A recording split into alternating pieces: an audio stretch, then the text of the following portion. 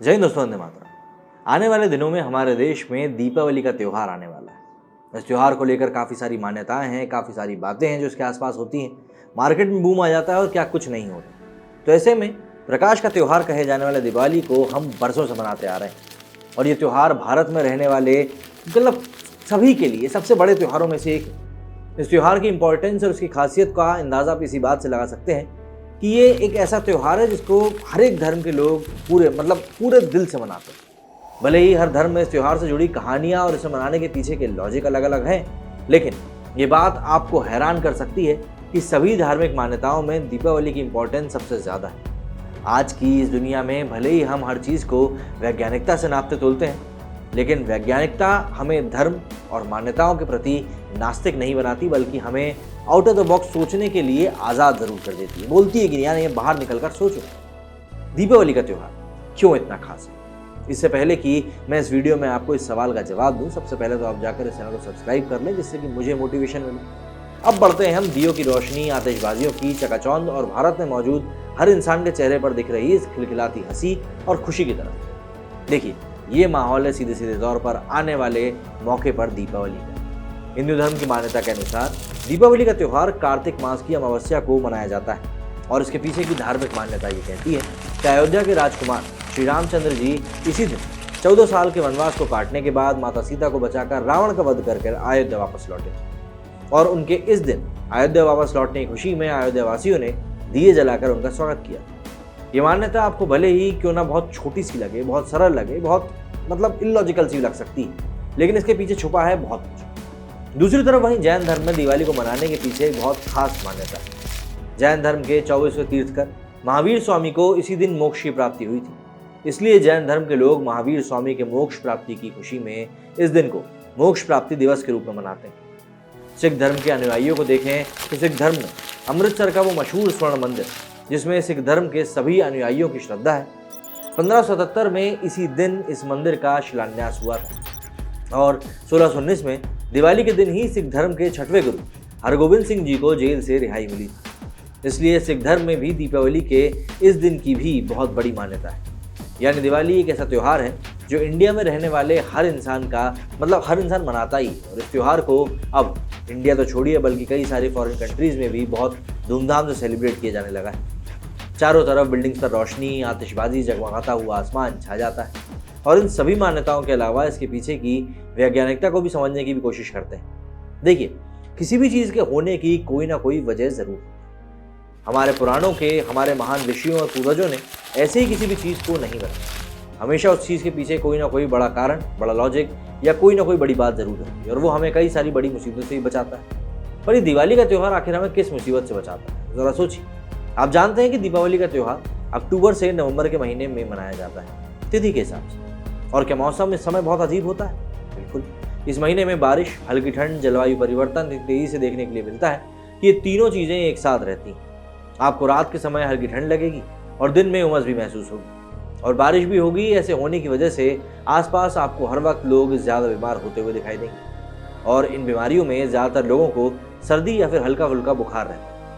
इस टाइम में कीट पतंगों की संख्या भी बहुत ज़्यादा हो जाती है, जो कि आपको अक्टूबर से नवंबर के महीने में काफ़ी ज़्यादा संख्या में इधर उधर पनपते हुए या मंडराते हुए दिखी जाती है। वैज्ञानिकों का मानना है कि इस टाइम में बैक्टीरिया सबसे ज़्यादा एक्टिव होता है, क्योंकि ये समय बैक्टीरिया के लिए बिल्कुल अनुकूल होता है।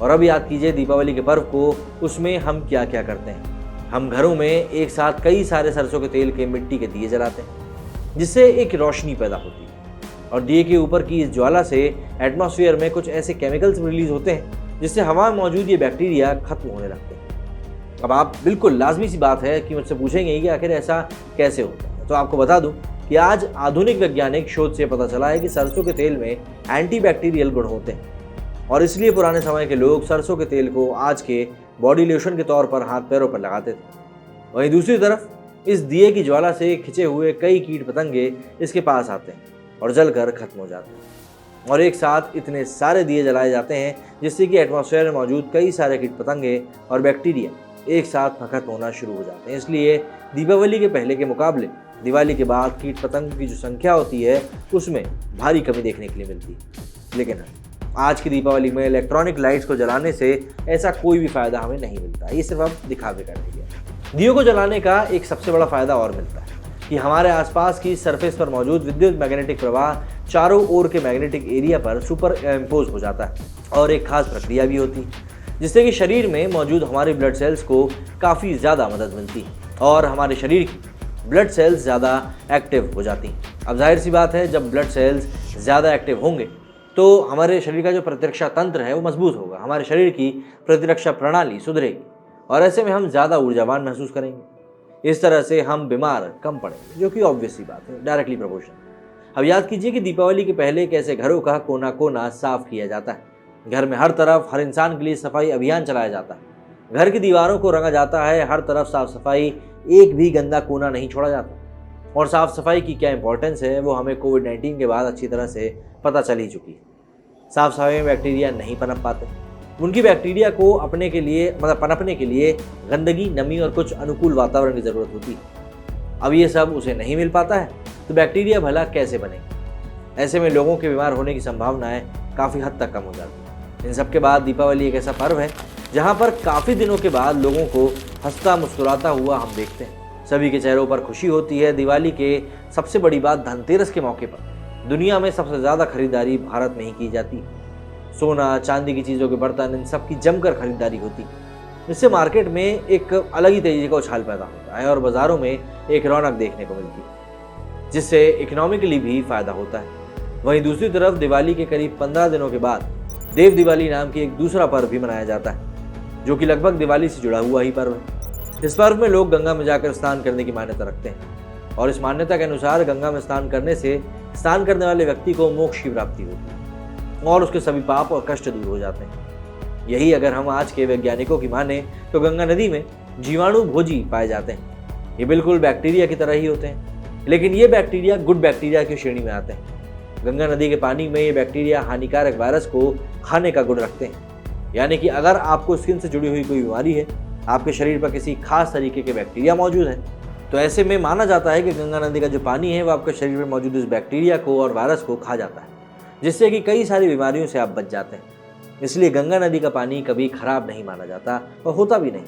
हिंदू धर्म में वैसे भी गंगा नदी के पानी की इसलिए और पानी की तुलना से ज़्यादा मान्यता है और इम्पोर्टेंस है। दिवाली का ये पर्व न सिर्फ खुशियों बल्कि हमारे आसपास रोशनी से हमारी ज़िंदगी को भर देता है, बल्कि हमें आने वाली बड़ी परेशानियों से भी बचाता है, जैसे कि मौसम की वजह से होने वाली बीमारियाँ, जलवायु परिवर्तन से हमारे शरीर में बड़े बड़े बदलाव, इन सभी से बचाता है।